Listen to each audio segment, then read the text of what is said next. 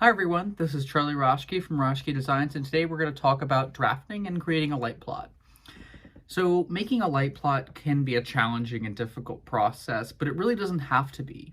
A light plot can really be as simple as arrows drawn on a napkin, or it can be as complex as a stadium show designed in a CAD program. So let's really take a look at how to create a great light plot and communicate it to your crew and the production staff. And so a light plot, like an architectural blueprint, is used specifically by designers to illustrate and communicate the location of lights to the director, the other designers, and finally to the master electrician and the electrics crew. And a light plot can really be as simple or as complex as you need it to be, but the key is it has to be easy to communicate, because after all, a light plot is just a tool to help communicate your vision. And so preferably you'll either use hand drafting or a CAD program to draft your plot. Two programs I recommend for CAD drafting is a free one, LX Free, or a paid one, which is Vectorworks, and that's the industry standard. So there is some information that we always have to have on our light plots, and this includes the location of each instrument, the type of fixture, and which is usually indicated by a symbol on the light plot, and a unit number, which identifies our fixture. And then there's also some information that could be on a plot, but isn't always. And this really includes the color, which is usually the gel, the purpose, the fixture's address, the fixture's channel, and any accessories that alter the pool of light, like a gobo or a half hat or a top hat, something like that. And then there's also two main types of plots that we like to work with, and they are a Broadway plot and a study plot. And so a Broadway plot really only shows the location, the unit number, and the type of light, the bare minimum.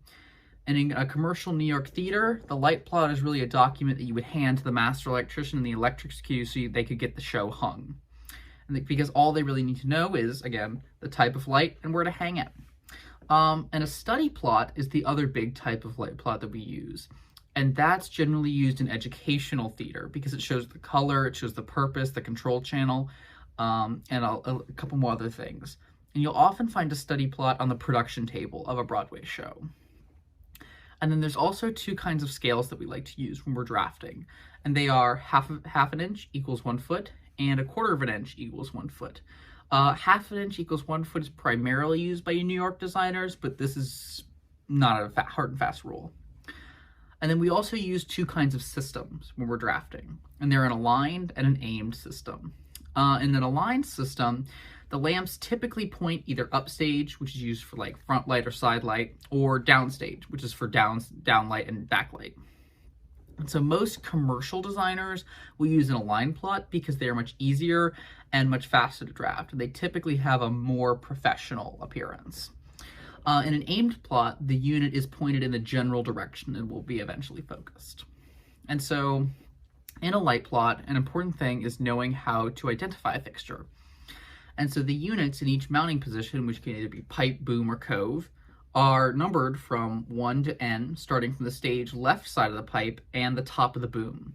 So each unit is identified by number 1, its mounting position, and number 2, the instrument number.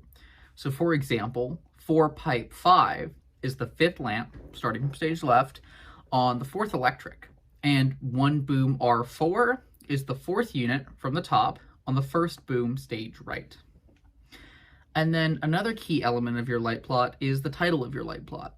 Your plot's title should really include the name of the show, the producing organization, the title of the sheet, the designer's name, the scale, the initials of the draftsman, the date, the version number, and the sheet number. And then another essential element is the key.